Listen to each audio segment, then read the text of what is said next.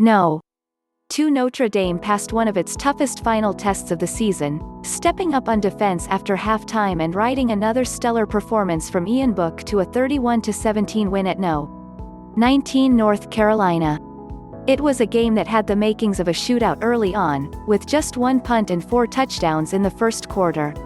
But that 14-14 start proved to be the turning point in a game that was won on Notre Dame's terms, relying on its defense and the ground game to lead the way in the crucial second-half possessions that decided the game. Ian Book completed 23 of 33 passes for 279 yards and a touchdown with 48 rushing yards on 8 attempts. In addition to the rushing output, there were numerous plays kept alive by his ability to evade North Carolina defenders in the backfield, extend the play and keep his eyes down the field. Book was so full of confidence that he was pulling off backhanded throws on third down deep in his own territory, providing a "how did he do that?" highlight to his reel of game-changing plays over the last 3 games. It's just trust, honestly. I'm having so much fun. You don't want to do that a lot, but I trust Mike Mayer, Book told ESPN after the game. The ground game took charge when it was time to close the win out in the second half, and Kyren Williams finished with 124 yards on 23 attempts with a 47-yard, field-changing scamper perhaps being one of the plays of the game. But if we were to put together the reasons Notre Dame won, they would mostly be thanks to the defense that forced a second-half shutout against one of the best defenses in the country.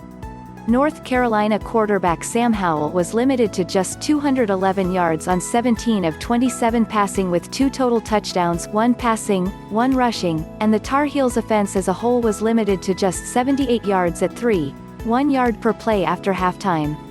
North Carolina's offense averages more than 550 yards per game but finished with less than 300 yards of offense after getting stuck in the mud during that second half.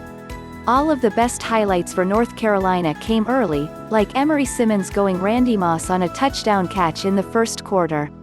Notre Dame's domination of the line of scrimmage after halftime not only highlights its great strength this season but the identity that Brian Kelly and his staff have helped establish over the last 4 years. Veteran defenders like Daelin and Adetokunbo Ogundeji have spent years working on their craft and developing physically to the point that they are ready to dominate at the point of attack. 3 things to note about the game. Sometimes the Heisman voters like to have roles, as if the race for the stiff arm trophy needs to have different characters on a soap opera. There's going to be some candidates that have an elite statistical profile, like Florida's Kyle Trask, but there is room for voters to gravitate towards a candidate like Book who is just a winner.